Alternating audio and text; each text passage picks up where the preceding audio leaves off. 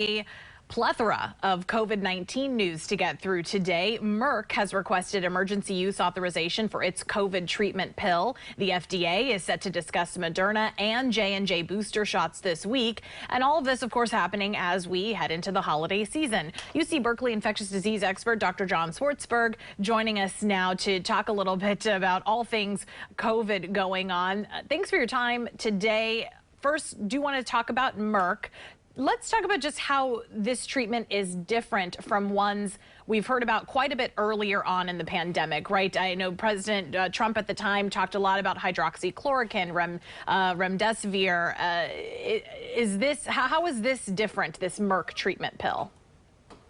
Well, first of all, the caveat to this discussion is that the only data that we have to discuss is the data released by the company itself as a press release. So it hasn't been scrutinized carefully and independently by scientists or public health professionals or doctors. So given that, what's exciting about this, if that data holds up, is that this will be the first pill that you can take at the first signs of the illness that can either prevent you from getting sick or, prevent you from getting sicker and prevent you from getting hospitalized and perhaps even preventing death. So it really is a big step. It's something we've been looking for a long time, and that is, a pill you can take if you get really sick, and then you get well instead of continuing to get sicker and sicker and sicker. Think about a strep throat. In the pre-antibiotic era, a strep throat could be a lethal infection.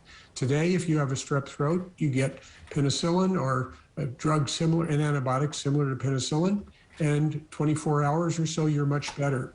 I don't know if Merck's pill is going to work that well, but that's the kind of thing that this potentially represents. Right. At this point, I came down with a bout of COVID last year, and the only thing you could really take to kind of help myself out was Tylenol. Extra strength Tylenol was kind of the only thing to try and help with the fever and all of the other symptoms. So as far as what Merck is saying about this pill, hopefully it does mean that it might help people to get better much sooner, right? Right. Now, in the press release, Merck said it was 50% effective.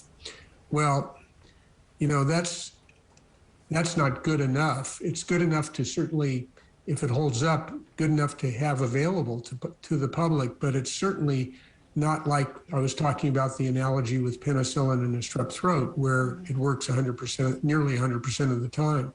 So certainly no one wants to say, well, now that this pill is available, or ostensibly if it becomes available, I don't have to worry about getting vaccinated because I can just pop a pill. Wouldn't do that.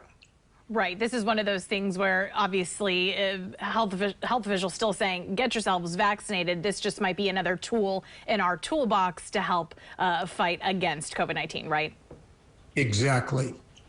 So, of course, Moderna and Johnson & Johnson, they're also looking for approval for booster shots. FDA is supposed to be looking at those this week.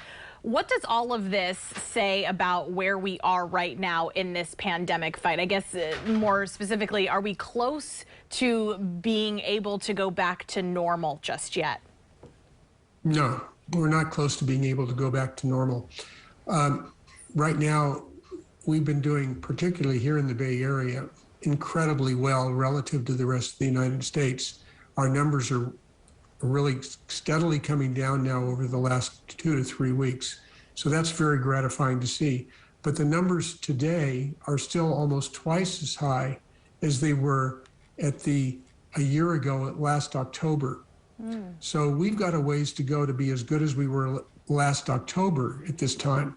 And remember, last October, things didn't look bad, but what was ushered in late November, December, and January was that horrific surge in cases and numbers of hospitalizations and deaths. So we're not nearly where we need to be yet. And as you said earlier, the holidays are facing us. And we've got Thanksgiving, Christmas, and New Year's, and we know that is something the virus just loves because people travel, people to get together inside with other people, families, loved ones, etc. So we have to be very vigilant going into this winter season.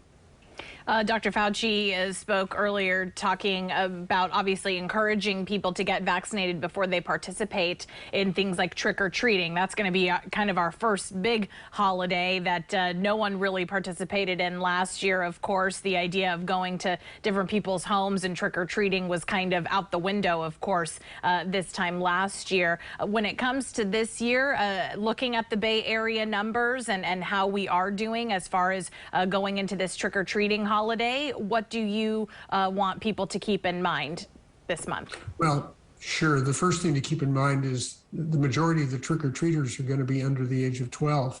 And kids under the age of 12, there's not going to be a vaccine for them by Halloween. So it's terribly important that those children are protected. That's not to say they can't enjoy Halloween, but they have to be very careful. For kids older, 12 and up, the vaccine's there, and they should be fully vaccinated, and they will be much more protected. So I think what parents need to think about with Halloween is let's let the kids enjoy themselves, have fun with it, but let's be sure we're prudent about how we're going to go about trick-or-treating.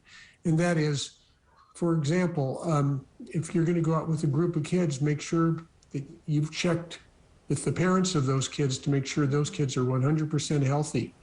And having a mask on remains a very good idea when kids are in a group. So I think that would be a very reasonable thing to do. The risk of picking up something from the candy itself is really very, very low, if it exists at all. We just don't have good data, but it's impossible really to prove that it can't potentially be a way to spread. So I think parents carrying some alcohol with them, that is alcohol for hand hygiene with them, is probably a good idea before the kids start eating that candy.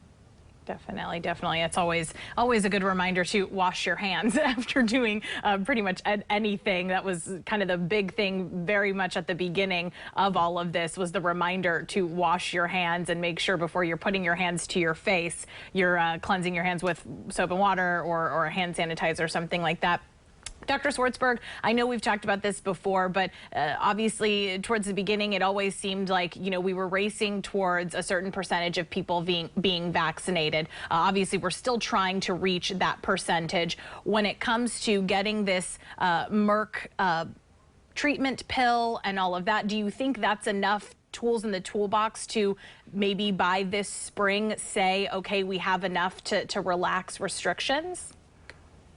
Frankly, I think forget about Merck's pill right now. I think looking towards this late winter, spring, next summer, I feel very optimistic that we're going to be doing much better. No one can predict the future, and this virus is quite a challenge. Has been quite a challenge to all of us. But we're getting more and more people vaccinated right now. With the mandates, it's really going to help getting a lot more people vaccinated. And going into the late winter and spring, we're going to have a lot more people vaccinated than are today. And these third jabs for Moderna and Pfizer, and the second jab for J&J that are most likely going to be recommended, they're going to really give people a boost in their immunity. So I think we're going to have a much more immune population going into those months. And we've learned how to deal with this virus very effectively. So I'm cautiously optimistic, even without Merck's pill. If you add on a pill that's, let's say it's 50% effective in preventing you from getting sicker, that will really help a great deal as well. So we're getting more and more tools in our toolkit. I'm pretty sure by this late winter or next spring, we're going to have even more tools in our toolkit. There's going to be drugs after Merck's that maybe work even better. Well, I mean, we'll have to wait and see what companies come up with. When it comes to, I know later this week, several different counties here in the Bay Area, a couple different counties here in the Bay Area are doing away with the mask mandates. They're saying, if you're vaccinated, you don't have to necessarily wear masks indoors. Do you think that that's the right call? And what should people keep in mind as those mandates do start to fall off? Right. Well, as we were talking about earlier, we're doing really well, but we're still significantly worse than we were October a year ago. And I stated that we all know what happened in late November, December, and January last year. So I think that we should be hurrying very slowly. That is, I know everybody wants to get masks off, but nobody dies from wearing a mask. Nobody is really that discomforted by wearing a mask indoors. And I think I would be very loath to remove these indoor mask requirements quickly, particularly going into this winter season. People are going to be inside a lot more, and we talked about the holidays. So we're entering a potentially dangerous time, and we know that masking really helps blunt that. So I would be very cautious about removing these mandates right now. All right, Dr. Swartzberg, thank you for joining us. As always, appreciate your insight. Thank you so much.